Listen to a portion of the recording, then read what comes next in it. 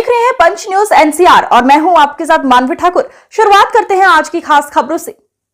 अधिक अपडेट्स के लिए बने रहिए पंच न्यूज एनसीआर के साथ। चैनल को लाइक, शेयर, सब्सक्राइब करें और बेल आइकन दबाना बिल्कुल न भूलें। आभारी हूं अध्यक्ष जी और देश और उत्तर प्रदेश में पीड़ितों की आवाज और पीडीए के नेता हमारे राष्ट्रीय अध्यक्ष माननीय अखिलेश यादव जी और हमारे सलेमपुर लोकसभा की जनता की बदौलत यहाँ जो इतने महत्वपूर्ण विषय पर बोलने का अवसर मिला है। माननीय अध्यक्ष जी, सबसे पहले तो मैं उन बहनों से माफी मांगता हूं जिन बहनों के सुहाग उजड़े और पहलगाम में हम उसको बचा नहीं पाए। मैं अपने सेना के पराक्रम पर गौरव और घमंड करता हूं।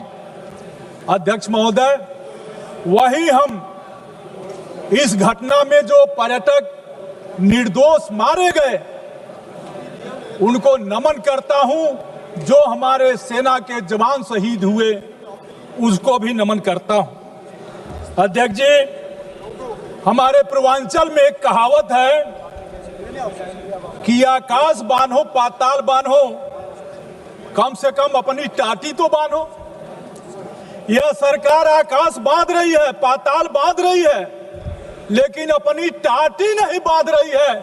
यह साबित करता है कि अपनी टाटी अगर बंधी होती तो सैकड़ों किलोमीटर दूर से आतंकवादी हमारे घर में आता, पर्यटकों को मारता और भाग नहीं जाता। हमारे नेता पूर्व रक्षा मंत्री स्वर्गीय मुलायम सिंह यादव जी, सुभाष चंद्र बोस के बाद देश में किसी एक नेता को नेताजी कहा गया तो वह स्वर्गीय मुलायम सिंह यादव जी थे। सभापति महोदय, उन्होंने इस सदन में कहा था,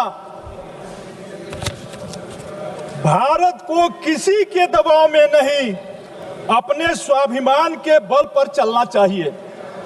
चाहे अमेरिका हो, चीन हो या पाकिस्तान हो, भारत को झुकना नहीं चाहिए। अमेरिका के साथ हमारे रिश्ते रणनीतिक हैं, लेकिन हमें यह ध्यान रखना होगा कि सहयोग की कोई बात, सहयोग की कोई भी शर्त बराबरी, आत्मसम्मान और पारदर्शिता के आधार पर ही हो। आज जो हुआ, मैं उसी कुछ सवालों पर आपसे कहना चाहता हूं। हमारे घरेलू नीति और विदेशी नीति कैसी होनी चाहिए? जवान की सीमा सुरक्षित हो, किसान का खेत सुरक्षित हो और गरीब का पेट सुरक्षित हो, ये हमारी नीतियां होनी चाहिए। लेकिन हुआ क्या?